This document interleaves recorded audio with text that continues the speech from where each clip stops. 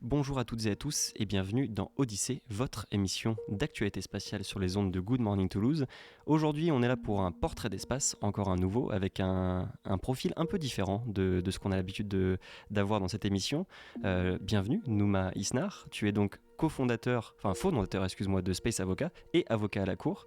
Bienvenue, merci beaucoup d'être avec nous. Merci à toi, merci à vous, à toute l'équipe pour cette invitation et ravi d'être avec vous pour parler espace. Mais écoute, on va dans un premier temps donc te tirer le portrait parce que tu as donc un métier qui est un peu spécifique dans le domaine spatial. Est-ce que pour commencer, tu peux te présenter donc ton nom, ta profession et l'entreprise pour laquelle tu travailles, même si on l'a déjà évoqué? Alors, pas de problème, ça fait un peu garde à vue, c'est assez marrant. Alors, Numa Isnar, Des avocat. formations professionnelles. Eh ben oui, non, ça nous suit partout, hein. Fondateur de Space Avoca, qui est le premier cabinet intégralement dédié aux activités spatiales. On est basé à Paris, on a été créé en février 2021. Et l'idée de ce cabinet, c'est d'offrir à l'industrie spatiale un service juridique vraiment destiné à couvrir tous ses besoins, qui parle le même langage et qui comprend les enjeux d'un secteur qui est, on va le voir, hein, extrêmement réglementé et pour lequel toute la réglementation sectorielle, toutes les normes, les lois, ça fait partie du quotidien. Et du coup, au sein de Space Avocat, en quoi consiste ton métier concrètement? Alors, c'est vraiment un métier d'avocat, de juriste, c'est-à-dire qu'on accompagne les entreprises sur toutes les problématiques juridiques. Alors, le cœur de métier originel du cabinet, c'est vraiment le réglementaire et le contractuel, c'est-à-dire toute la réglementation que l'État et les pouvoirs publics imposent aux opérateurs spatiaux dans le cadre de leurs activités. Et puis, plus largement, les contrats, c'est-à-dire l'achat des satellites, l'achat des lancements, tous les deals que peuvent faire les opérateurs spatiaux entre eux pour faire justement ces activités spatiales. Les satellites, les lanceurs, on l'a dit, les plateformes, tout le traitement aussi de la donnée spatiale. On verra peut-être plus tard dans l'épisode qu'il y a le New Space et le New Space a ouvert de nouveaux segments et notamment des segments plus immatériels comme la donnée spatiale. Et c'est aussi une grosse activité dans ce secteur-là. Et puis après, il y a des activités un petit peu plus périphériques pour couvrir justement tous les champs du droit. Et là, on fait intervenir notamment des experts qui sont partenaires du cabinet. Il y a notamment par Maeva qui s'occupe de tout ce qui est aspect droit des sociétés. Donc là, c'est tout ce qui est levée de fonds, tout ce qui va être la structuration vraiment de la société en elle-même, en tant que véritable véhicule. Donc là, c'est la gestion des associés, la gestion des assemblées générales, quelque chose qui est assez plus commun en tout cas dans la vie des entreprises, mais que l'on teinte justement de la sauce spatiale. Et puis après, il y a toute une autre équipe aussi qui fait notamment du droit social. Il y a également des gens qui nous accompagnent sur les sujets brevets, propriété intellectuelle, qui sont des choses extrêmement importantes, notamment dans le secteur spatial. Il y a des gens qui font aussi du fiscal, il y a des gens qui font du contrôle des exportations. Enfin bref, il y a tout un réseau.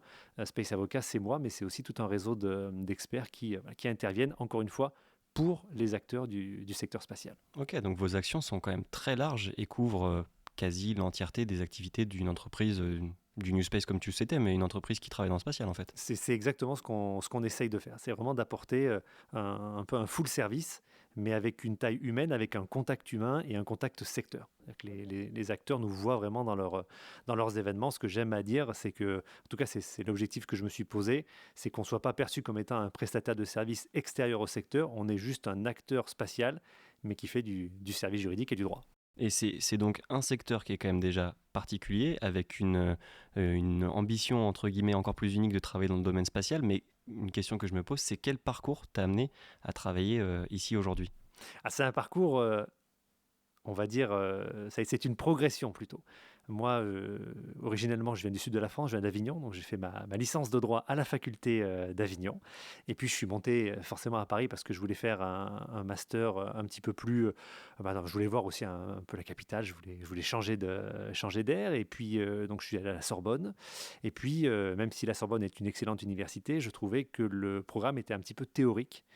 Et si tu veux, moi, j'ai toujours été intéressé par les technologies, par l'industrie. Et je cherchais comme spécialité en Master 2 à ouvrir un peu sur justement le secteur des industriels. Et c'est un ami qui à l'époque était à la faculté de Sceaux, qui est donc Paris-Saclay maintenant. Et dans cette université, il y a un master qui est dirigé par le professeur Achilleas et qui est spécialisé justement dans les activités spatiales et les télécommunications. Donc moi, Je me suis inscrit, enfin j'ai été admis et puis j'ai passé une année en formation là-bas. J'ai appris le droit des activités spatiales, mais aussi le droit des télécoms. Et j'ai commencé ma carrière du coup dans le secteur des télécoms, à travailler pour les opérateurs, notamment sur des sujets de réglementation dans les affaires publiques. Et puis après, je suis devenu avocat.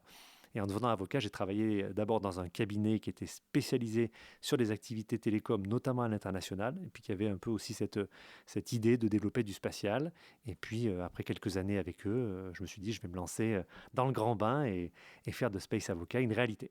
Ok, et du coup, Space Avocat, est-ce que ça veut dire passion du spatial pour toi? Et si oui, est-ce que tu te rappelles quand est-ce que cette passion est née? Bah, c'est une passion qui est assez ancienne parce que moi, si tu veux, comme je te l'ai dit, la technologie, c'est toujours quelque chose qui m'a fasciné. Alors, bon, moi, je n'avais pas forcément les résultats scolaires nécessaires pour faire de la physique, des maths et de la chimie de haut niveau, mais j'ai toujours été impressionné voilà, par le génie humain, par cette capacité à sortir des machines qui sont capables de survivre dans des environnements extrêmement hostiles comme justement le spatial. Et puis c'est vrai que ça m'a permis aussi de mixer deux intérêts, deux passions. Il y a effectivement la haute technologie, le spatial, et puis le droit, parce qu'on se rend compte que ce sont des secteurs qui doivent à la fois gérer des difficultés liées à l'environnement dans lequel il se trouve. Un satellite, par définition, il n'est pas dans un environnement extrêmement favorable quand tu es là-haut, mais il est aussi dans un environnement juridique qui est contraint. L'opérateur spatial, si tu veux, il est à la fois une entreprise, mais il est aussi soumis à une réglementation parce que la technologie qu'il manipule est une technologie, alors on utilise parfois le mot de dual, c'est-à-dire qu'elle est à la fois civile, mais elle peut avoir des applications militaires. Elle est aussi critique parce que ce sont des savoir-faire très particuliers. Typiquement, quand tu fais de l'observation de la Terre avec une résolution inférieure à 30 cm, bon, bah, t'es techniquement une arme de guerre parce que tu peux voir des choses que la plupart des satellites ne voient pas. Et donc, tu as vraiment un, un avantage par rapport aux autres qui est d'importance nationale. Et c'est pour ça que voilà, la réglementation est extrêmement particulière. On doit jongler entre les difficultés techniques, les difficultés financières aussi, parce que le secteur spatial, c'est un secteur qui demande beaucoup d'investissement, et puis les difficultés juridiques et réglementaires. Et tout ça, il faut les transformer finalement en avantages, et c'est un peu le boulot de Space Avocat. En tout cas, c'est très bien vendu. Je te remercie. Félicitations. Une question qui n'est pas forcément très facile, et je te demande pas de faire don de voyance, mais dans 5 à 10 ans, comment tu te vois toi dans le spatial, et aussi comment tu vois Space Avocat dans le spatial? Comment tu aimerais que ça évolue dans l'idéal? Effectivement, c'est une excellente question. En fait, si tu veux, comme je te l'ai dit, Space Avocat se présente en tout cas comme un acteur du spatial. Donc forcément, nous, on va évoluer avec l'évolution du secteur. À l'heure actuelle, en Europe, en tout cas, on est encore dans la grande vague New Space. On parle même bientôt de Next Space. Alors, qu'est-ce que ça va être? C'est vrai qu'on voit maintenant une grande attractivité de l'économie en orbite. Il y a des acteurs qui viennent se placer justement sur des services vraiment de orbite à orbite, ce qui il y a quelques années aurait été de la pure science-fiction, qui là maintenant devient des modèles technologiques et peut-être à terme des modèles de business. Donc ça, effectivement, ça nous fait déjà évoluer notre pratique. On développe des instruments juridiques adaptés justement pour ces nouvelles réalités-là. Et puis le secteur spatial se développe. Et c'est vrai que ce que l'on voit beaucoup, c'est le développement de l'industrie spatiale, mais je pense qu'à terme, alors encore une fois, sous toute réserve, comme disent les avocats, je pense que c'est surtout l'économie qui va se spatialiser. C'est-à-dire que je pense qu'on va arriver à un terme, et je le souhaite, parce que c'est à mon avis la destinée, si on veut parler un peu de philosophie, c'est la destinée de l'homme aussi, de faire cette conquête spatiale.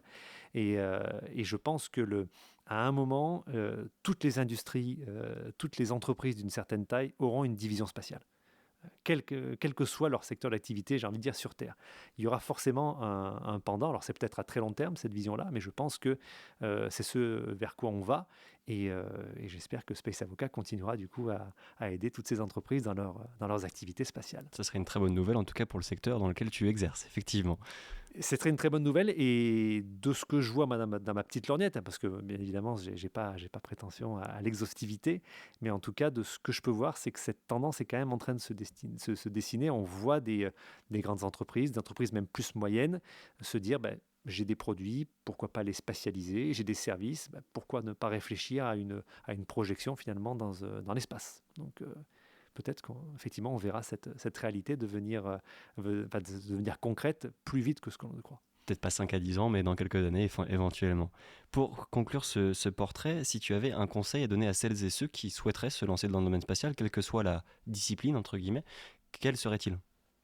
Alors moi, c'est vrai que j'ai en plus un profil plutôt juridique, donc c'est un peu particulier pour le secteur spatial. Moi, ce que j'ai envie de dire, c'est surtout, ça peut paraître extrêmement tarte à la crème, mais je vais le dire quand même, c'est ayez confiance en vous. J'ai la chance d'enseigner, et j'enseigne notamment le droit spatial dans pas mal d'écoles d'ingénieurs. Et ce que je remarque, c'est que parfois le moral est un peu bas. On se dit, bah oui, les circonstances actuelles sont un peu compliquées, il y a un contexte international qui est très lourd. Et le spatial, parfois, je ne dis pas qu'il y a du à quoi bon, mais on peut se dire, bon, bah, c'est une industrie qui est très particulière. Est-ce qu'il n'y a pas quelque chose d'autre à faire? Est-ce qu'il n'y a pas quelque chose de mieux à faire? Moi, je pense que le spatial, c'est effectivement d'abord une affaire de passionnés, mais c'est aussi une affaire de convaincus, dans le sens où il y a des gens qui ont cette fibre spatiale, qui sont dingues de ce secteur, et ils vont y aller quoi qu'il arrive. Il y a des gens qui, je le vois, s'y mettent plus sur le tard. Et je pense que s'il y a un challenge du secteur spatial, c'est s'ouvrir à se démocratiser. Et pour attirer justement des jeunes, je pense qu'il faut avoir cette démarche-là. Donc la personne voilà, qui se dit bah, pourquoi pas le spatial, j'ai envie de dire allez-y. C'est un secteur qui est extrêmement ouvert. Moi, je vois quand je suis arrivé, quand j'ai lancé Space Avocat en 2021, je peux te dire que les premiers salons spatiaux, quand on m'a vu débarquer avec le nom Space Avocat, on m'a dit mais qu'est-ce que vous faites vraiment? Est-ce que ça existe vraiment? Est-ce que vous avez des clients? Est-ce que vous arrivez à vivre, etc. Bon, ça fait depuis 2021, je suis toujours là, donc je touche du bois. Mais je pense qu'il faut avoir, faut avoir un peu cette touche de dinguerie, de se dire bah, tant pis, on y va, on teste. Et il faut avoir, je pense aussi, cet optimisme. Je pense que le secteur spatial a cette qualité, c'est qu'il est, du fait justement de la contrainte et, et du côté extrêmement adverse qu'est l'environnement spatial, ça pousse à tirer le meilleur de l'humain. Parce qu'on voit effectivement des solutions technologiques hyper innovantes. On arrive toujours à trouver un accord, on arrive toujours à trouver quelque chose pour faire avancer le projet. Cet esprit-là, je pense, est extrêmement positif. Bah écoute, comme tu l'as dit, le spatial est une aventure et je te remercie de nous avoir partagé ton aventure. On se retrouve très bientôt pour une émission un peu plus longue et un peu plus détaillée sur tes activités et les actualités du spatial. Et en tout cas, je te remercie une nouvelle fois et à très bientôt. À très bientôt, merci encore.